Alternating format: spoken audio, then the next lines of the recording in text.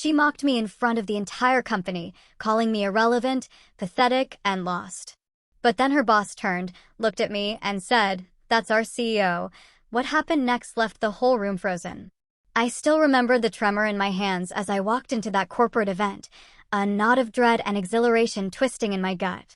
Tonight, my sister Madison, the golden child who'd overshadowed my entire life, was about to try and humiliate me in front of everyone, utterly oblivious that she was walking straight into the biggest professional reckoning of her life. Growing up as Madison Wilson's little sister, it wasn't just living in her shadow, it was like being in a permanent eclipse. For years, Madison, for years my senior, was the sun, the undisputed golden child of our family. Everything she touched seemed to turn to gold. Straight A's, class president, debate team captain, valedictorian, prom queen, state tennis champion, full scholarship to Cornell. And me? I was Mackenzie the mediocre. It wasn't that I was mediocre, but next to Madison's blinding brilliance, I might as well have been a ghost. My perfectly respectable B+ average? It looked pathetic next to her flawless 4.0. My spot on the school newspaper? Meaningless compared to her editorship. Even when I poured my heart into computer programming and actually won a regional coding competition in 11th grade, my parents' response was lukewarm at best. "That's nice, honey," Mom would say, barely glancing up from Madison's college brochures. "But shouldn't you focus on your regular studies? Look at the opportunities Madison has because of her grades." It stung. It always stung. They never intentionally pitted us against each other, but they didn't have to. The comparisons were constant, a subtle, corrosive drip, and neither of them seemed to realize the damage it was doing. Dad was the worst. He'd introduce us. "This is Madison, our Cornell graduate," then, almost as an afterthought, and "This is Mackenzie, our younger daughter." My whole identity reduced to being born second. College only stretched that chasm between us. Madison sailed through, graduating summa cum laude with not one, but 2 prestigious degrees. Weeks later, she landed a dream job at North Star Financial, one of the biggest firms in the country. Her starting salary? More than our parents made combined. And they were justifiably bursting with pride. My path? It was a winding, frustrating mess. I started at State University, trying to force myself down Madison's business major path, and I was absolutely miserable. One brutal semester later, I dropped out. My parents were horrified. 6 months later, I tried psychology. Then a year after that, I finally stumbled into computer science. It took me 5.5 grueling years to graduate, and my ceremony? Nothing like Madison's grand affair. "At least you finished," Mom whispered, squeezing my hand as if consoling me for some great tragedy. Madison hadn't even shown up, citing some unreschedulable business meeting. My early career reflected that scattered education. I bounced between entry-level IT positions, never finding my footing, never staying anywhere longer than 18 months. Madison, meanwhile, was rocketing up the corporate ladder at North Star. Every family gathering became her personal stage, a chance to highlight the stark contrast between us. So Mackenzie, still at that help desk job, she'd ask, feigning innocence, knowing full well I'd moved on months ago. "Actually, I'm a junior developer now," I'd force out, trying to sound confident. "Oh, right. Hard to keep track when you change jobs so often." She'd laugh, a laugh our parents often echoed, as if my desperate search for purpose was just an amusing eccentricity. The turning point, the real turning point, arrived when I met Harold Warner. He was in his 60s, a true tech industry titan who had seen it all. I was at this small tech consulting firm, knee-deep in trying to recover data from his corrupted hard drive. I used a method no one else had thought of, and it worked. He looked at me, really looked at me, and said something that changed everything. "You don't think like everyone else." That's rare. And it's valuable. That one casual comment, as I packed up my gear, meant more to me than all the backhanded compliments and lukewarm praise my family had ever offered. Harold and I stayed in touch. He became my mentor, my champion. He encouraged my wildest ideas, taught me to trust my instincts. He saw potential in me that no one else had ever bothered to look for. Madison, of course, was dismissive. A retired tech guy is giving you career advice? That's cute, she sneered during one of our rare phone calls. But you know the tech industry is volatile, right? Not like finance. I just got another promotion, by the way. Junior VP now. I congratulated her, genuinely happy for her, even as her words cut deep. That was our dynamic. Madison succeeded and made sure everyone knew it. I struggled and tried to pretend her comments didn't sting.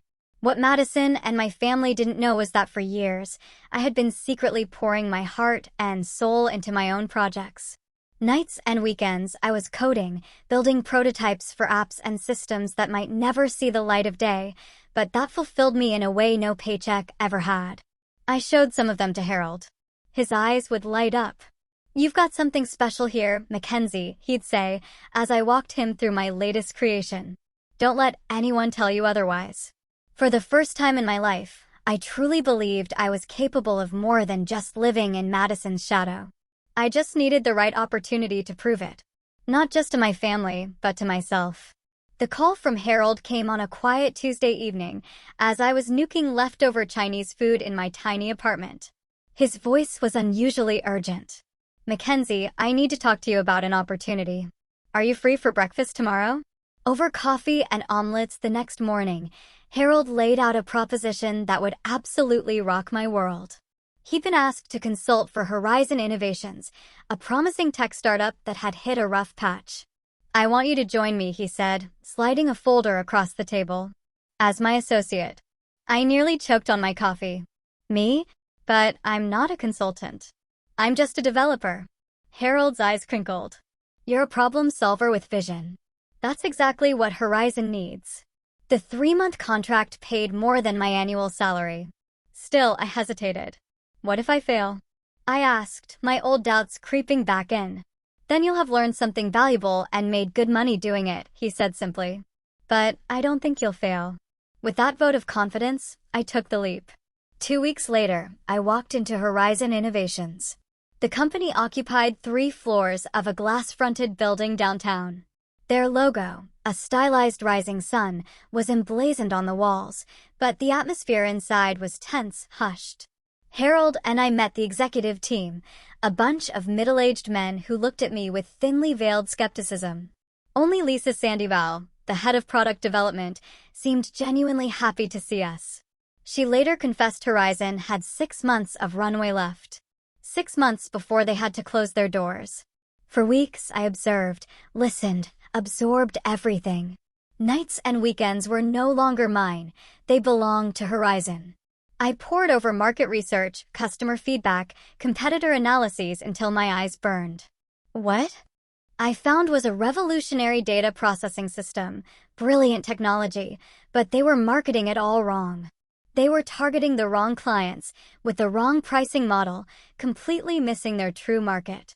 I developed a radical proposal: pivot their market focus, adjust pricing, repackage their core tech as a scalable solution. It was risky, essentially asking them to throw out everything they were doing. But the numbers supported my conclusion. The night before my board presentation, I called Harold in a complete panic. "I can't do this," I told him, my voice trembling. "They're not going to listen to me. I'm nobody." His response was firm. "You're not nobody. You're the person who might save their company. Remember that tomorrow." The board meeting was terrifying. 8 serious faces staring at me as I walked them through my analysis and recommendations. Silence when I finished. "This is ambitious," the chairman said, and it definitely wasn't a compliment. "It's also our best chance," Harold countered, backing me completely. "I've been in this industry for 40 years, and I'm telling you, Mackenzie's approach is sound." After hours of debate, they agreed to a compromise. I'd lead a small team to implement my strategy on a limited product line. 2 months to show results. Those 2 months were the most intense of my professional life. 16-hour days, collaborating with Lisa and a handful of dedicated employees who believed in the new direction. We rebuilt everything: marketing materials, sales training, personally reaching out to potential clients. And the results? They came faster than anyone expected. 6 weeks in, we'd closed more new business than Horizon had seen in the previous 6 months. By the end of the trial, Revenue was up 40%. The company had a clear path to profitability. The board was so impressed, they fully implemented my strategy and offered me a permanent position, Chief Strategy Officer. I accepted, thrilled and terrified by the responsibility. What happened next, though? I never, ever could have anticipated. 3 months into my new role, Harold announced he was stepping down as interim CEO, which he'd taken on during the crisis period. The company's stable now, he told me privately. It needs someone with vision to lead it forward. Who are they bringing in? I asked, dreading a new boss who might dismantle everything we'd built. Harold just smiled that knowing smile of his. They're not bringing anyone in. They're promoting from within. They're asking you, Mackenzie. I laughed, certain he was joking. But his expression was dead serious. Me? But I've only been here for 5 months. And in those 5 months, you've saved the company and positioned it for growth. The board unanimously agreed. They want you to lead Horizon into its next chapter. At the private ceremony, the chairman handed me a small golden pin with the Horizon logo. He said something I'll never forget. Sometimes the most unlikely leaders turn out to be exactly what an organization needs. I decided to keep my new position quiet from my family for a while. It wasn't about a dramatic reveal. I just needed to settle in, to believe I deserved it, before facing Madison's inevitable skepticism and my parents' confusion. You should tell them. Emma, my best friend, insisted when we met for drinks to celebrate my promotion. Your sister would finally have to acknowledge your success. That's exactly why I'm not telling them yet, I replied. I don't want this to be about Madison or her acknowledgement. I want to know I can do this job well, regardless of what my family thinks. Emma shook her head. Classic imposter syndrome, she diagnosed with a grin. You'd better get over it fast. CEOs need to project confidence. She was right. And over the next few weeks, I grew more comfortable. The executive team respected my decisions. Our business continued to expand. Then came the news that would set the stage for my eventual confrontation with Madison. Northstar Financial, her company, where she worked as junior VP, was looking to acquire smaller tech companies to diversify their portfolio. Horizon Innovations was on their list. The board was intrigued by the possibility. A partnership with Northstar could provide vital capital. I was less enthusiastic, worried about maintaining our company culture and independence, but agreed we should at least entertain the discussion. Which is how I found myself invited to a private industry event, where representatives from both companies would meet informally. An event where, inevitably, I'd come face-to-face with Madison for the first time as CEO. Are you going to tell her beforehand? Emma asked when I called her in a panic. No, I decided after a moment's thought. If I tell her now, she'll think I'm trying to impress her. I'd rather just show up and do my job. This is going to be interesting, Emma said, and I could hear the smile in her voice. Promise you'll call me right after with all the details. Assuming I survive, I replied, only half joking. As I hung up, my heart pounded. After years of living in Madison's shadow, I was about to step into the light as her professional equal, or even superior. The thought was both terrifying and utterly exhilarating. The night of the networking event arrived faster than I'd anticipated, and I was a bundle of nerves.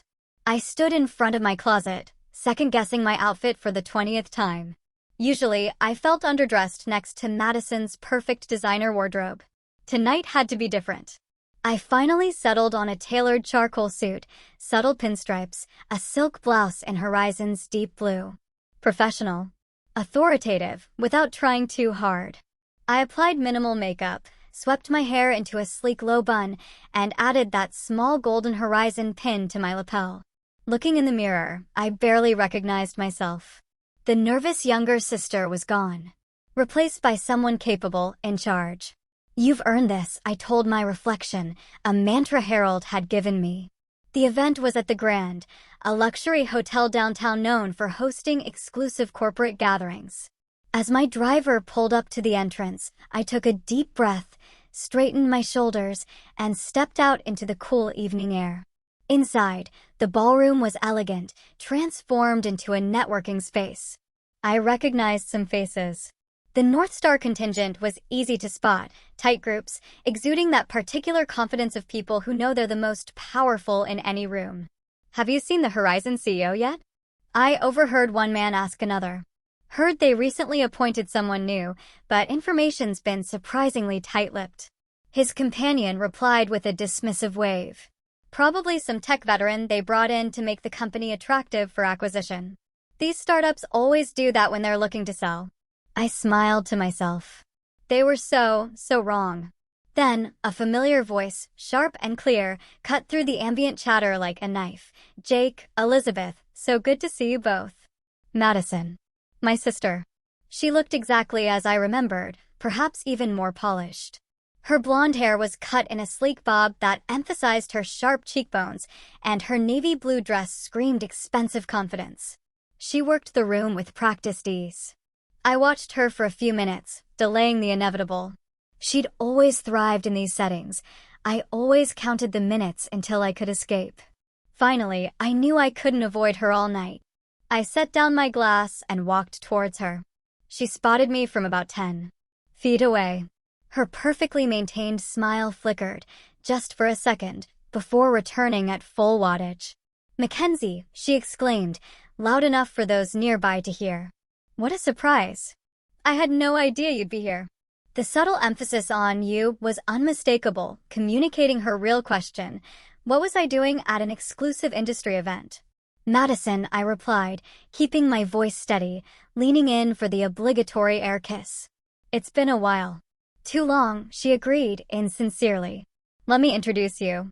This is Lawrence Fletcher, my boss, Senior VP at North Star. Lawrence, this is my baby sister, Mackenzie."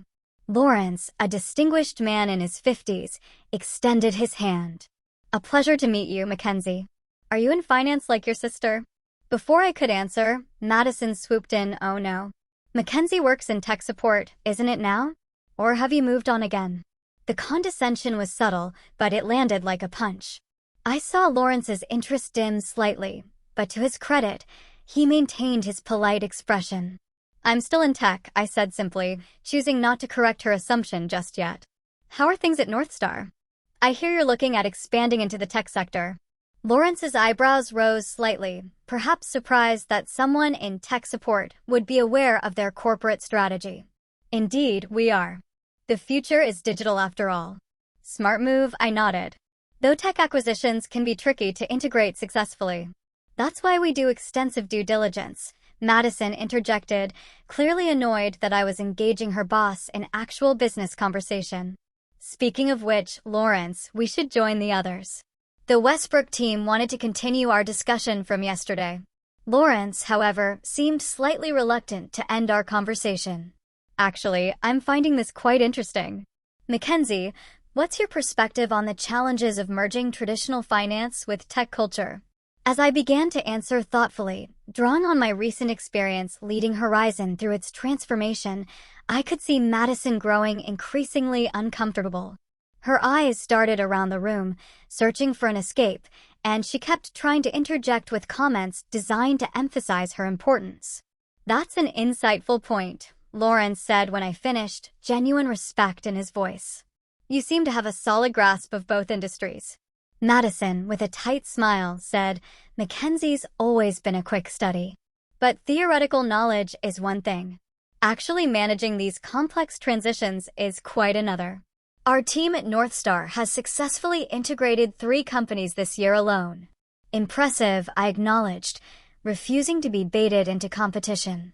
Each acquisition presents unique challenges. Our conversation was cut short by the arrival of another North Star executive, and I used the opportunity to excuse myself.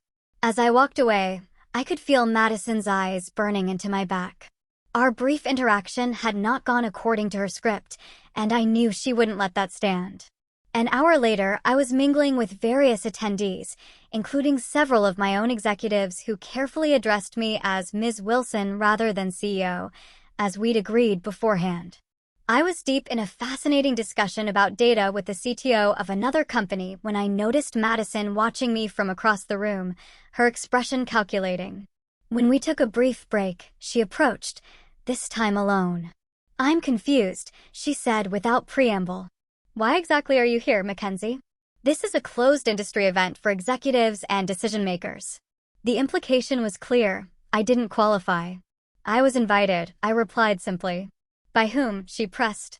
Does it matter? Her smile tightened. I'm just concerned. These events have a certain professional standard. If you're here as someone's plus one or something, it might reflect poorly. The irony of her concern was almost amusing. Thank you for worrying about me, but I assure you I have every right to be here. If you say so, she said doubtfully. Just try not to embarrass yourself, okay? These people are at the top of their field. With that parting shot, she glided away to rejoin her colleagues, leaving me simultaneously angry and determined to maintain my composure. This was exactly why I hadn't told my family about my promotion. Madison's inability to see me as anything but her less successful little sister was infuriating. As the evening wore on, I actually found myself genuinely enjoying the conversations. Industry leaders who had no preconceived notions about me listened when I spoke, considered my opinions thoughtfully. It was a novel experience, being taken seriously without having to overcome the Madison's sister hurdle first. I was so engaged in a discussion about emerging markets that I almost missed the subtle shift in the room's energy.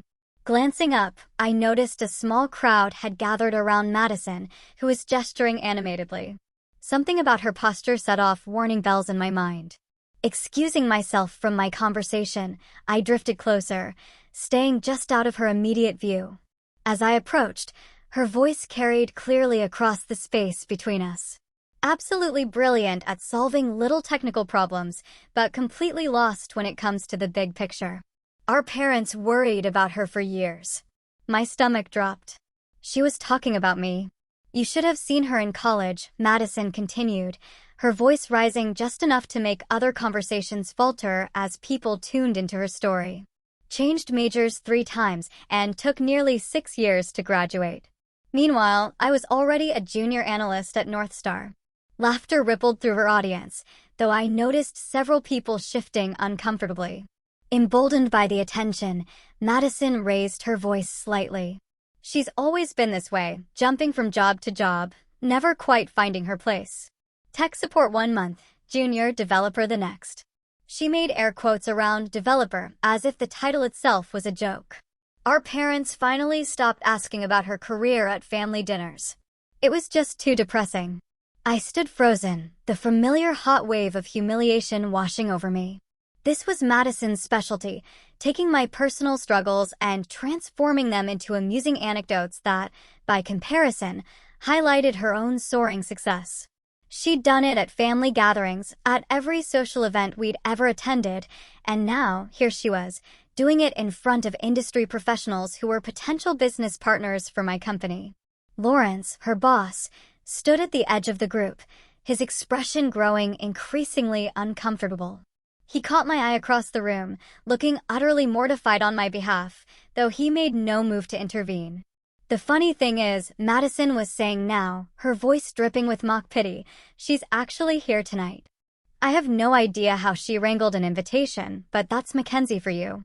Always trying to network her way into opportunities, rather than earning them through hard work like the rest of us. The group's attention swiveled to me. Recognition dawned on several faces. Some looked embarrassed to be caught listening to her cruel mockery. Others were simply curious about this supposedly incompetent sister. I had 2 choices: retreat and try to preserve what little dignity I had left, or confront this head-on. The old Mackenzie? She would have chosen the former, making a quiet exit, probably crying in the car all the way home. But I wasn't that person anymore. With deliberate, almost agonizing calm, I straightened my jacket, my fingers brushing the horizon pin on my lapel for reassurance, and walked straight towards the group. Madison, I said as I approached, my voice surprisingly steady despite the adrenaline coursing through me. I see you're entertaining everyone with family stories. My sister's smile flickered, then returned, brighter than ever. Mackenzie, I was just telling everyone about your unconventional career path. Yes, I heard, I replied evenly. Though I think you may have missed some recent developments. Oh, Madison laughed lightly. Did you change jobs again? It's so hard to keep track. I saw Lawrence wince at her tone. Madison, caught up in her performance, didn't notice. Actually, I've been with the same company for nearly a year now, I said. A whole year? That must be some kind of record for you, Madison quipped, earning a few reluctant chuckles from her audience. Encouraged, she pressed on. What exactly are you doing there? Still fixing computers when they break. Something like that, I answered vaguely, unwilling to reveal my position just yet. I wanted to see how far she would go. I didn't have to wait long. Let me guess, Madison said, her voice taking on a sharper edge. You're here tonight hoping to make some connections? Maybe find your next job when this one inevitably doesn't work out. That's always been your pattern, hasn't it? Drifting from one thing to the next, never quite measuring up. The room had grown deathly quiet, more people tuning into our exchange. I remained silent, letting Madison dig herself deeper. It must be exhausting, she continued, constantly trying to reinvent yourself. Always the irrelevant little sister, always playing catch-up. A few people in the crowd were now openly uncomfortable, exchanging glances or finding sudden interest in their drinks. But Madison, buoyed by what she perceived as her superior position, didn't notice or didn't care. I mean, let's be honest, Mackenzie, you're what, 32 now? And what do you have to show for it? No stable career, no professional accomplishments worth mentioning. Even mom and dad have given up hoping you'll find your way. Each word struck like a physical blow. Not because they were true, but because they laid bare how little Madison truly thought of me, how completely oblivious she was to who I had become. In her mind, I was forever the confused, underachieving younger sister, a convenient backdrop for her own success. You know what's truly pathetic? Madison asked, dropping her voice to a mock confidential tone that still carried clearly. You showing up at an event like this, surrounded by actual executives and decision-makers, pretending you belong. These people run companies, Mackenzie. They shape industries. What could you possibly contribute to conversations like that? Lawrence cleared his throat loudly, a clear signal for her to stop, but she was too far gone in her monologue to notice. I mean, look around, she gestured expansively. Everyone here has earned their place through hard work and talent. They're not lost souls hoping to network their way into relevance. The silence that followed her statement was deafening. Dozens of eyes were on me, waiting for my response. In that moment, a lifetime of similar humiliations flashed through my mind. Madison belittling my science fair project, interrupting my stories at Thanksgiving, explaining to my college friends why I'd changed majors yet again. But this time was different. This time, I wasn't the person Madison thought I was. This time, I had nothing left to prove to her or to anyone else. I was about to respond when Lawrence stepped forward, his expression a mixture of embarrassment and stern authority. He placed a hand on Madison's shoulder, effectively silencing her. Madison, he said quietly but firmly. I think that's enough. Madison turned to him with a confident smile, clearly expecting his support. I'm just filling everyone in on some background, family context, you know. Lawrence's next words changed everything. Madison, that's enough, Lawrence repeated, his voice carrying clearly in the now silent room. That's our CEO you're talking about. For a moment, time itself seemed to stop. Madison's smile froze mid-smile, her eyes widening as his words sank in. She turned back to me, disbelief written across her features. What? The word was barely a whisper. Mackenzie Wilson, Lawrence continued, turning to address the gathered crowd, is the CEO of Horizon Innovations. The company Northstar has been so eager to discuss potential partnerships with. The stunned silence gave way to a soft murmur as people processed this information. I watched emotions flicker across Madison's face in rapid succession: confusion, disbelief, embarrassment, and finally, a dawning horror as she realized the catastrophic mistake she'd just made. That's not possible, Madison stammered, her composure utterly shattering. Mackenzie is, she's just... She trailed off, unable to reconcile her rigid perception of me with this new, undeniable reality. I stepped forward then, my initial anger giving way to a strange, almost serene calm. This moment wasn't about humiliating Madison, though she had certainly tried to humiliate me. It was about finally claiming my own identity, separate from hers. I was appointed CEO of Horizon Innovations 6 months ago, I said, addressing not just Madison, but the entire room. Before that, I served as Chief Strategy Officer, helping to implement a comprehensive restructuring that increased our revenue by 40% and positioned us for sustainable growth. Madison's face had gone ghostly pale. Her usual confident demeanor was completely annihilated. She opened her mouth as if to speak, then closed it again, utterly speechless. Lawrence, to his credit, quickly tried to smooth things over. Ms. Wilson has been instrumental in transforming Horizon into exactly the kind of innovative, agile company Northstar is interested in partnering with, he said, giving Madison a pointed look that clearly communicated she had made a grave professional error. I didn't know, Madison finally managed, her voice small. Then, with visible effort, she tried to recover. I was just joking, of course. Sister humor. Mackenzie knows I'm her biggest supporter. The transparent attempt to reframe her cruel comments fell utterly flat. Several people in the crowd exchanged knowing glances, and I could see the damage control already beginning in Madison's frantic mind. Rather than dwelling on her discomfort, I decided to redirect the conversation to the reason we were all there. Stepping into the center of the group, I addressed the assembled executives with newfound confidence. Since we're all here, I'd like to take a moment to share Horizon's vision for the future of data management in financial services. Our proprietary processing system has applications that could transform how firms like Northstar handle client information. As I launched into a brief but compelling overview of our technology, I could see respect dawning in their eyes. They were no longer seeing me as Madison's awkward little sister, but as a knowledgeable industry leader with valuable insights. Lawrence nodded appreciatively as I spoke, occasionally asking intelligent questions that allowed me to highlight our company's strengths.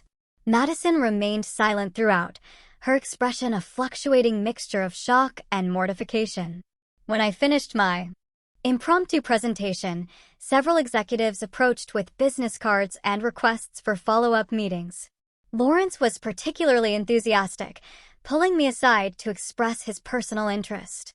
I'm impressed, he said quietly. Not just with your company, but with how you handled that uncomfortable situation. Lesser leaders might have responded differently. Professional courtesy is important, I replied, glancing briefly at Madison, who was now standing alone by the bar, downing what appeared to be a stiff drink, especially when considering potential business relationships. Lawrence nodded, understanding my meaning. For what it's worth, that kind of behavior is not representative of Northstar's professional standards. I'll be addressing it privately.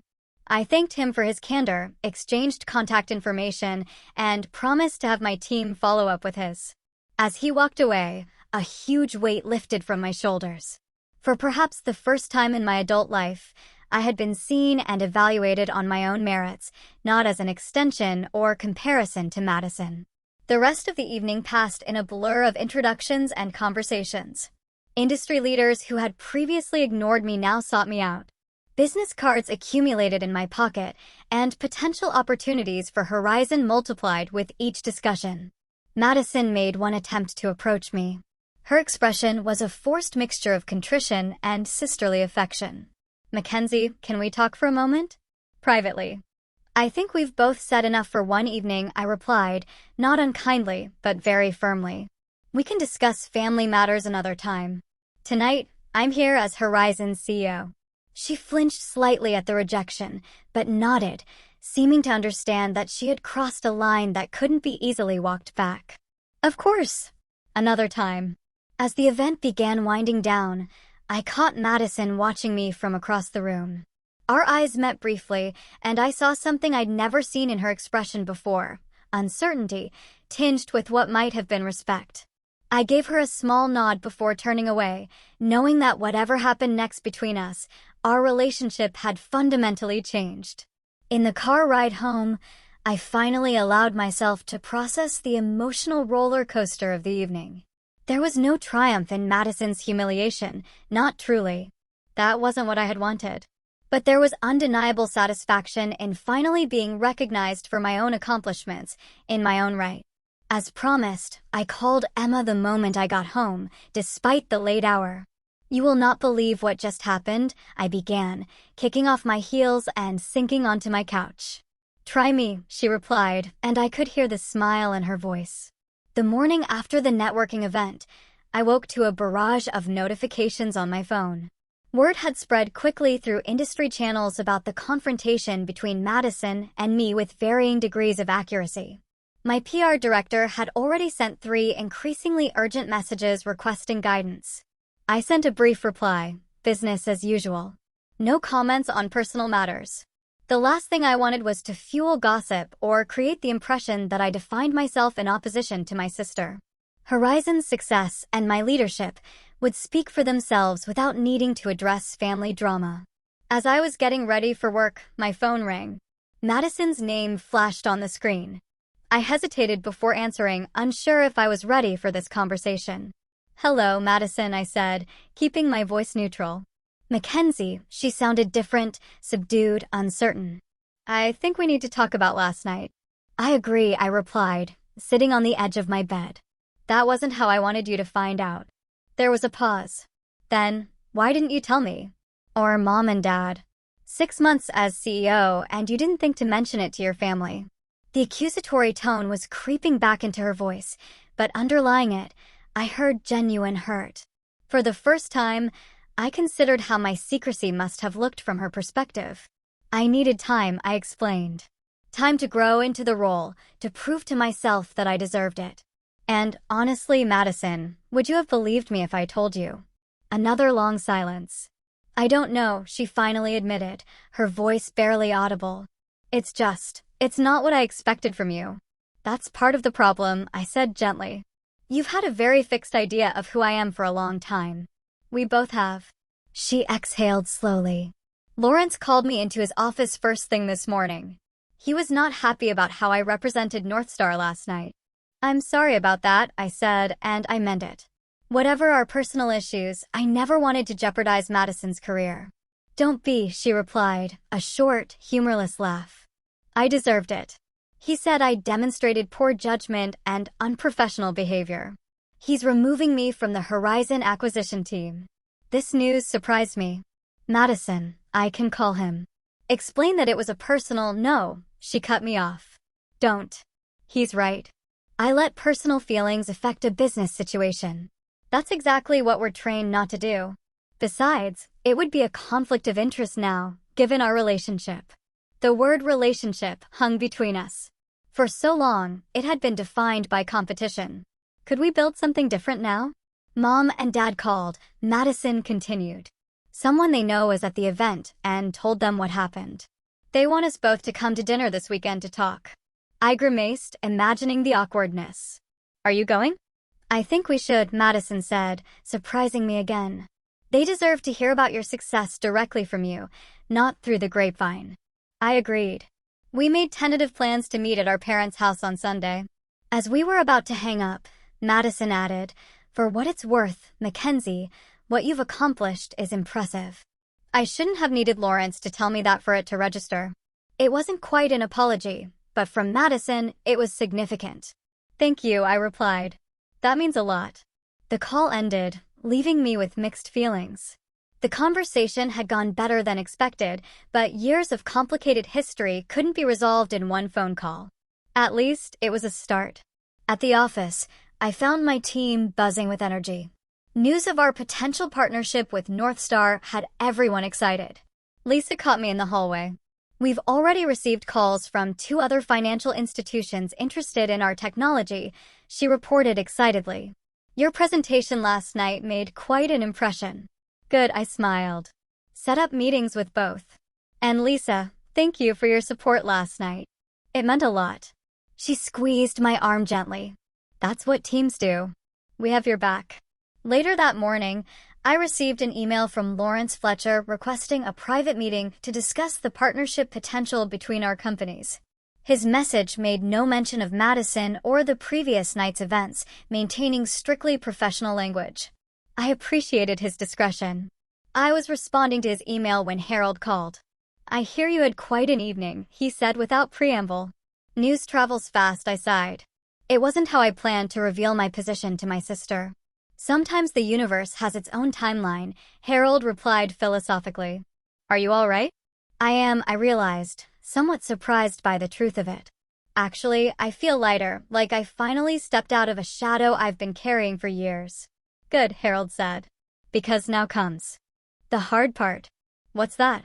"Deciding whether a partnership with North Star is actually the right move for Horizon, regardless of personal complications." He was right.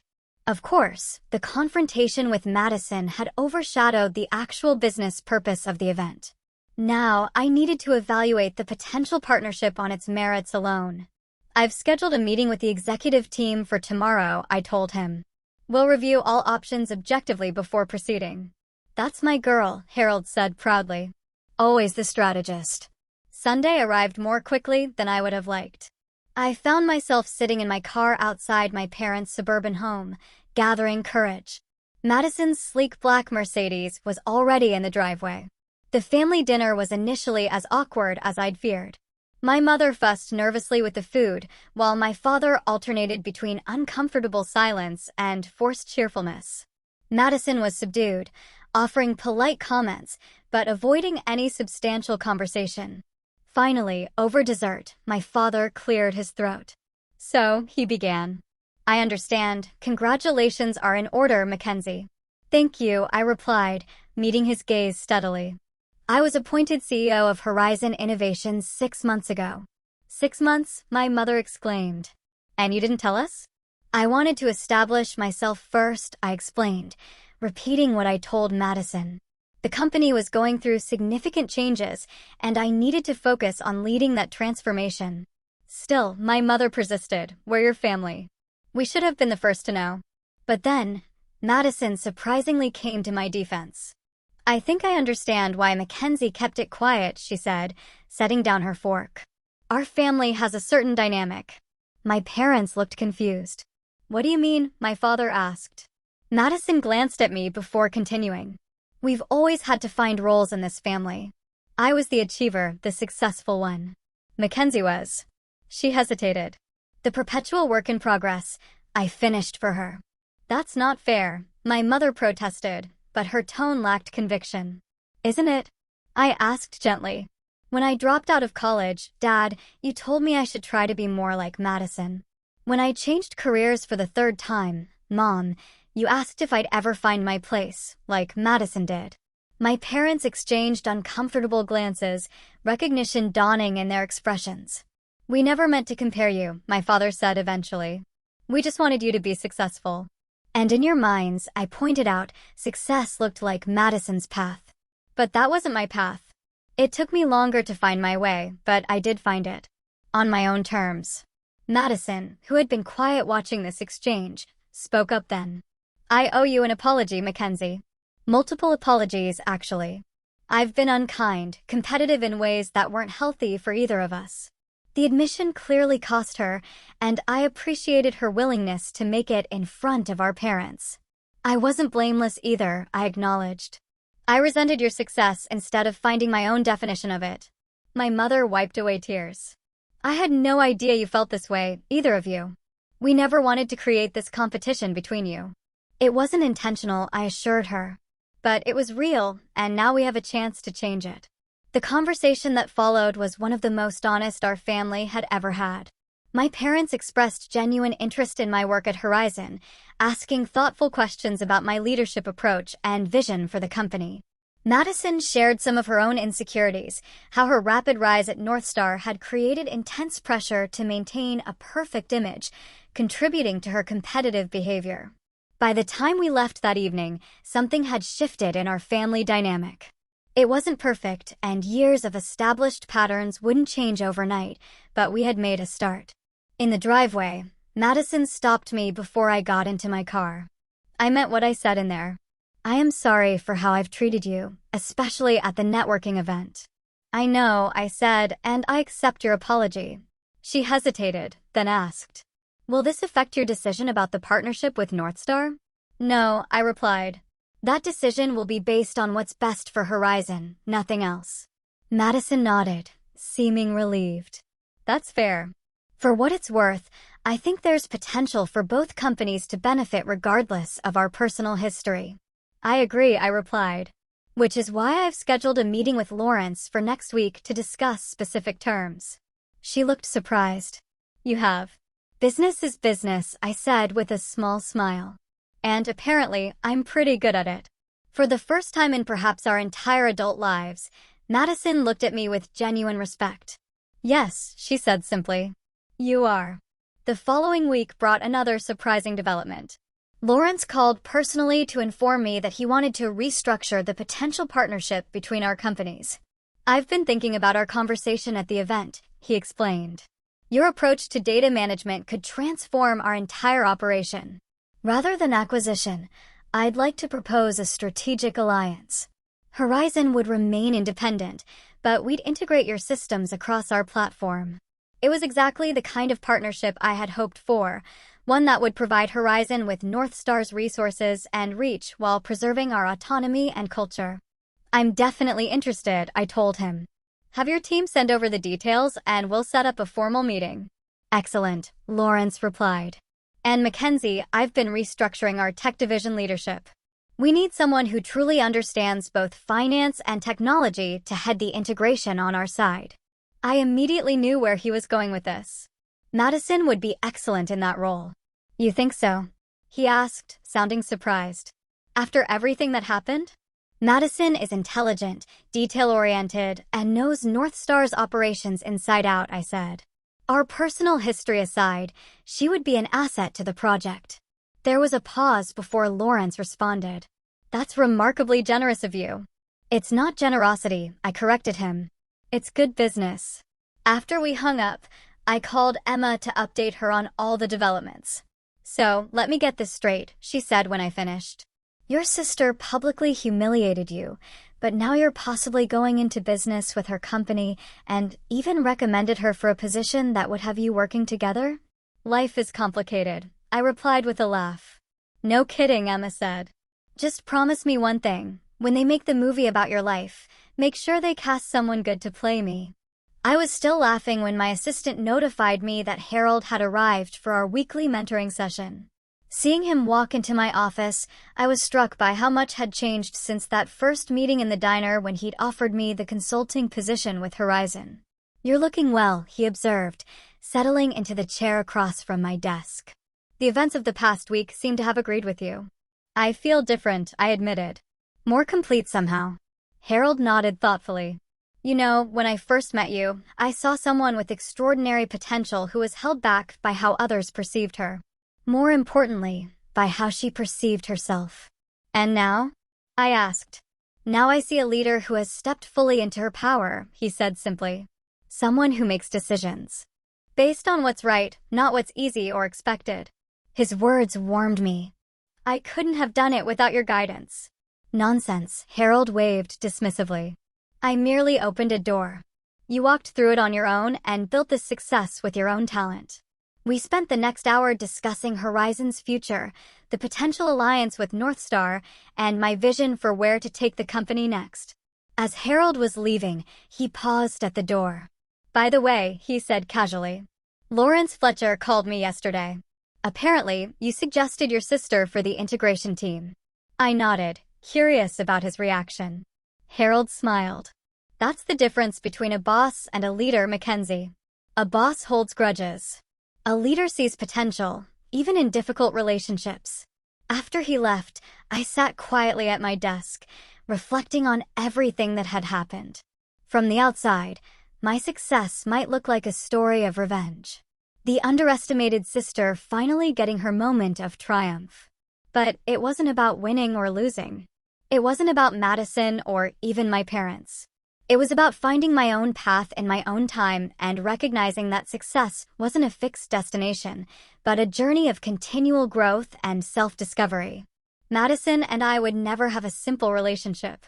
Too much history lay between us for that. But perhaps we could build something new, a relationship based on mutual respect rather than competition. It wouldn't be easy, but few things worth doing ever are. 6 months passed in a blur of activity. The strategic alliance between Horizon Innovations and North Star Financial was officially announced to enthusiastic market response, with both companies' stock prices surging on the news. Under my leadership, Horizon continued to grow, expanding our team and developing new applications of our technology. My relationship with Madison evolved slowly but steadily. Our weekly meetings regarding the integration project were initially stiff and formal, but gradually became more relaxed as we established a new dynamic. We weren't best friends. Too much history stood between us for that. But we had found a way to interact as professionals who respected each other's abilities. One particularly memorable moment came during a joint presentation to both companies' boards. Madison was explaining the technical specifications of the integration when one board member interrupted with a dismissive question that underestimated the complexity of the process. Before I could intervene, Madison firmly but politely corrected him. With all due respect, sir, that approach would compromise the system architecture that makes Horizon's technology so valuable.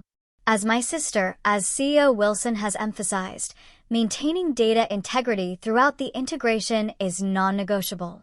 The small correction from my sister to CEO Wilson might have seemed insignificant to others, but to me, it represented a profound shift in how Madison saw me.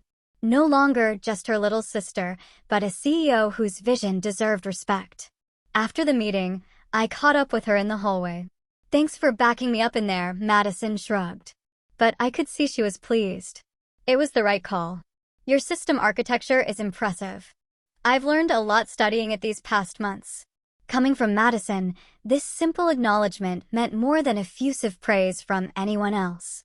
As our professional relationship stabilized, I found myself facing an unexpected decision. Horizon's rapid growth had created the need for a new position, Chief Operations Officer. Someone who could streamline our increasingly complex business processes while I focused on strategic direction and innovation. Lisa Sandoval, my head of product development, was an obvious candidate. She had been with me since the beginning of Horizon's transformation and understood our company culture intimately. But as I reviewed potential candidates, another name kept surfacing in my thoughts. Madison. The idea seemed absurd at first. Working with Madison on a limited integration project was one thing. Bringing her into Horizon's leadership team was quite another. Yet, I couldn't deny that her skills were exactly what we needed. She was organized, detail-oriented, and had extensive experience managing complex operations. I discussed the possibility with Harold during one of our regular mentoring sessions. "Are you considering Madison because she's qualified or because you want to prove something?" he asked bluntly. It was a fair question that forced me to examine my motivations.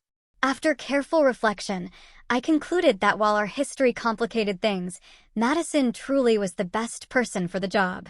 "The question isn't whether she's qualified," I told Harold. "It's whether we can work together effectively given our past." "And what do you think?" he prompted. "I think we've both grown," I replied slowly. "The past 6 months have shown that, but ultimately it's her decision." I invited Madison to lunch the following week at a neutral location, a quiet restaurant midway between our offices. After catching up on the integration progress, I took a deep breath and made my proposition.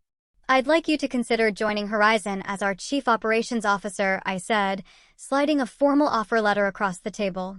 Madison's shock was evident. "You're offering me a job working directly under you?" "Yes," I confirmed. "The integration project has shown me that your operational skills are exactly what Horizon needs at this stage of our growth. You'd have considerable autonomy, of course, but yes, ultimately you would report to me as CEO." Madison stared at the offer letter without touching it. "Why?" she asked finally. "After everything that's happened between us, why would you want me on your team?" "Because you're the best person for the job," I answered honestly.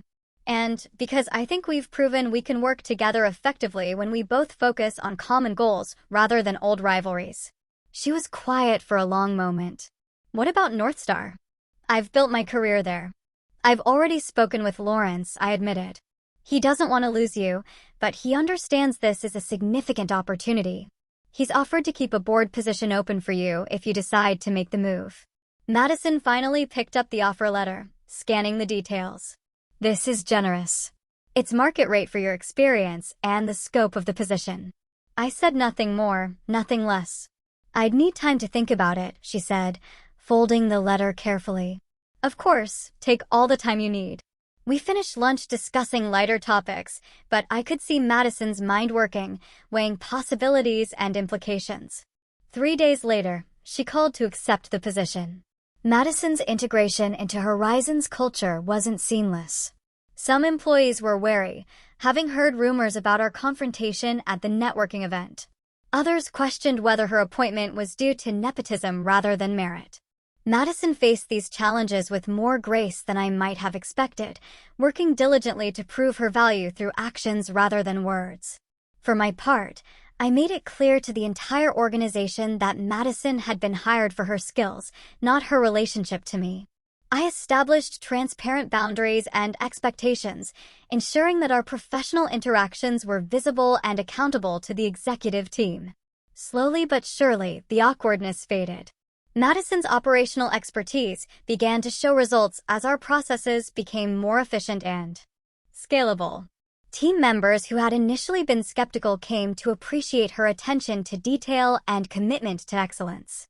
Our parents were thrilled by this development, naturally interpreting it as a sign that all family tensions were resolved. The reality was more nuanced. Madison and I were building a new relationship based on professional respect. But the personal wounds of our childhood rivalry couldn't be healed overnight. The breakthrough in our personal relationship came unexpectedly during a late night at the office. We were both working on quarterly projections, the rest of the building silent and empty around us. I brought coffee to Madison's office, finding her surrounded by spreadsheets and looking uncharacteristically frazzled. I don't know how you do this, she admitted, accepting the coffee gratefully. Lead an entire company. I mean, the responsibility is overwhelming. It was perhaps the first time Madison had ever acknowledged finding anything difficult. The vulnerability in her admission opened a door between us. I was terrified when I first started, I confessed, sitting across from her. I used to wake up at 3 o'clock in the morning, convinced I was going to run the company into the ground. Madison looked surprised. You seemed so confident. That was the act, I smiled. Fake it till you make it, right? I've been faking it my whole life, Madison said quietly, staring into her coffee. Everyone always thought I had it all figured out. That success came easily to me. No one saw the pressure, the fear of failing, of not living up to expectations. I did, I said, but I misinterpreted it. I thought you were just perfect. I never considered you might be struggling, too, in your own way. Madison's eyes met mine. A lifetime of misunderstanding passing between us. We never really knew each other, did we? Not as adults. Maybe it's not too late to start, I suggested. That conversation marked a turning point. We began having regular dinners outside of work, carefully navigating the transition from colleagues to something resembling friends. We discovered shared interests we'd never known about and laughed over childhood memories that looked different from adult perspectives. Our parents noticed the change during family gatherings, commenting on how wonderful it was to see us finally getting along. What they didn't understand was that we weren't simply papering over old conflicts. We were building something entirely new from the ground up.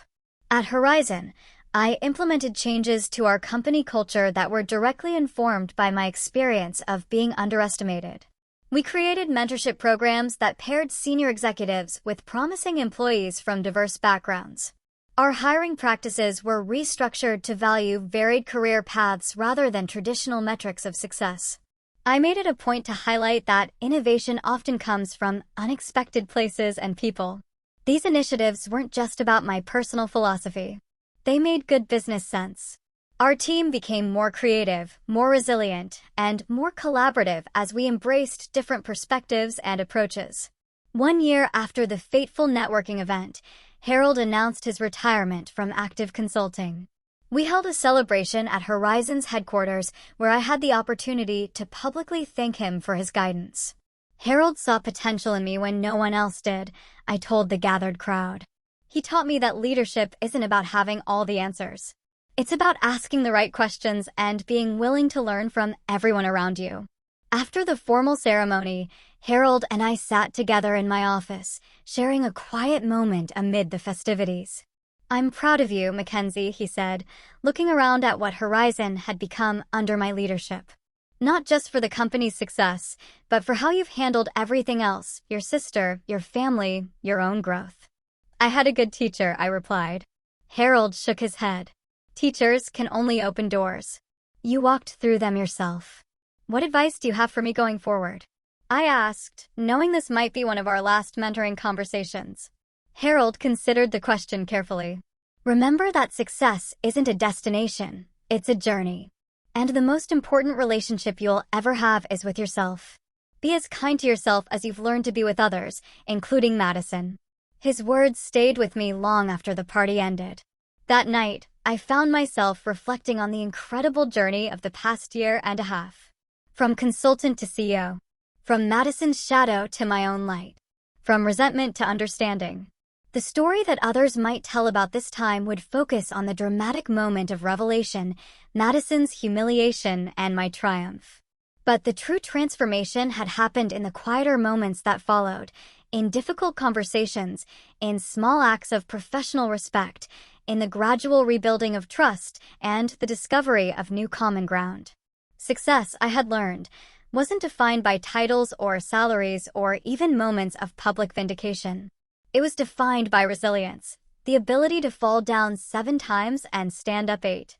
It was defined by growth, the willingness to evolve beyond old patterns and perceptions. Most importantly, it was defined by authenticity, the courage to follow your own path, even when others couldn't see where it was leading. Madison and I would never have a simple relationship. The dynamics formed in childhood had shaped us both too profoundly for that. But we had found a way forward based on mutual respect and understanding, not as competitors, but as 2 women with different strengths, different journeys, and finally, different definitions of success. Have you ever been underestimated by someone close to you? How did you handle it? I'd love to hear your stories in the comments below. And if this story resonated with you, please hit that like button and subscribe for more real-life experiences. Remember, sometimes the people who don't believe in you are the ones who inspire you to prove yourself, not to them, but to yourself. Thank you for listening, and may you always find the courage to follow your own path, regardless of who understands it.